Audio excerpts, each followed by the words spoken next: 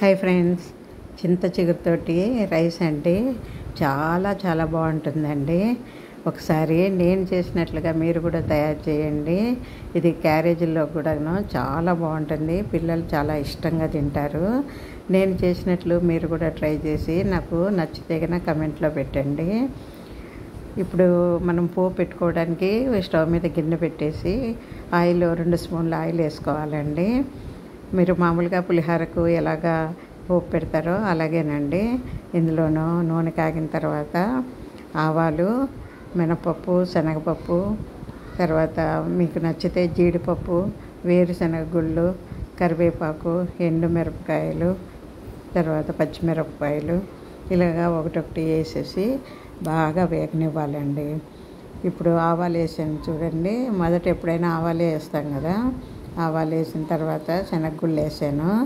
ఇవి వేసిన తర్వాత శనగపప్పు, మినపప్పు అలాగా ఒకటొకటి వేగనిస్తూ వేసేయడమే అన్నమాట. ఇలా కొద్దిగా వేగిన తర్వాత బాగా పప్పు వేగితేనే రుచి వస్తుందండి. ఏదైనా కూడాను ఒక కూర కానివ్వండి, ఏదైనా కానీ పోపు బాగా వేగితేనే మంచి టేస్ట్ వస్తుందన్నమాట. అందుకనే వీటిని కొద్దిసేపు అలాగా వేగనివ్వండి. బాగా వేగిన తర్వాత అప్పుడు ఇందులోనూ పచ్చిమిరపకాయలు, ఎండుమిరపకాయలు వేయాలి. ఇవి కూడా బాగా వేగనివ్వండి. వేగిన తర్వాత పసుపు, ఇంగువ, సాల్ట్ ఈ 3 వేయాలండి. ఇవి పచ్చిమిరపకాయ కూడా బాగా వేగితేనండి ఇందులో కారం మరి ఇవే కదా అన్నానికి సరిపడగా కారం అందేది వీటి వల్లే వస్తుంది. కొందరు మిరియాల పొడి కూడా వేసుకుంటుంటారు, కానీ మనం వేయలేదు.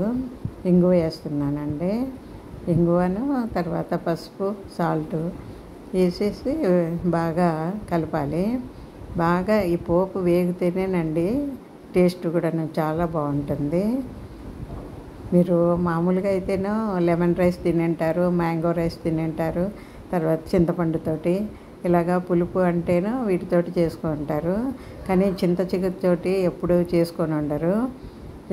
ఇప్పుడు నేను చేసినట్లు కూడా ఒకసారి మీరు చేశారంటే చాలా టేస్టీగా ఉంటుందండి. పిల్లలకు కూడా బాగా నచ్చుతుంది. చాలా సింపుల్ అండి.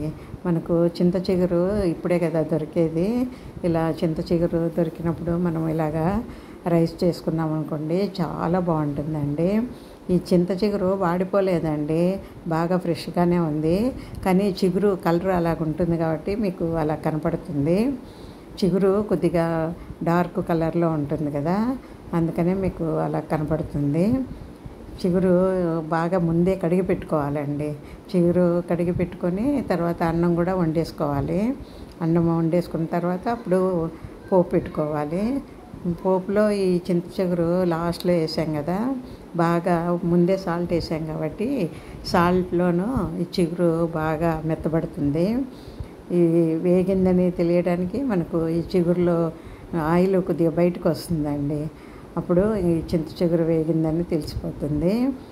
ఇలా బాగా కలబెడుతూ మాడకుండాను బాగా కలపాలి. కలిపేసిన తర్వాత రైస్ ముందే వండి పెట్టుకున్నాం కదా, ఆ రైస్ అందులో కలిపేయడమే అన్నమాట. బాగా పులుపు అన్నానికి బాగా పడుతుందండి.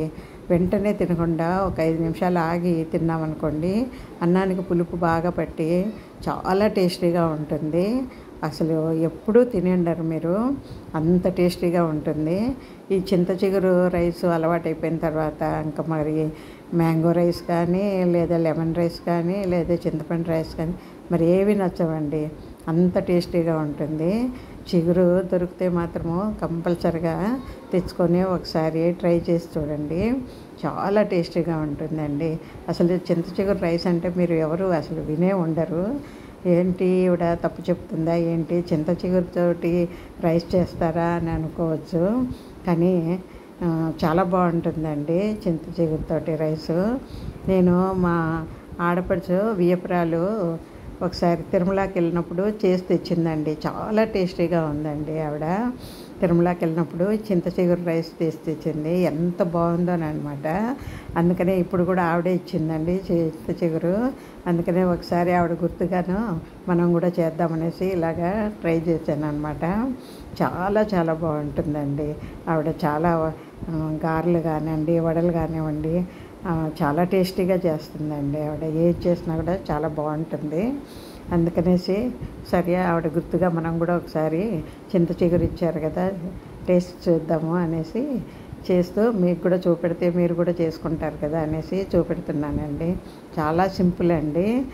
మనకు చింత చిగురు దొరకాలే కానీ ఇలాంటి రైస్ చేసుకున్నారు అనుకోండి, చాలా సింపుల్.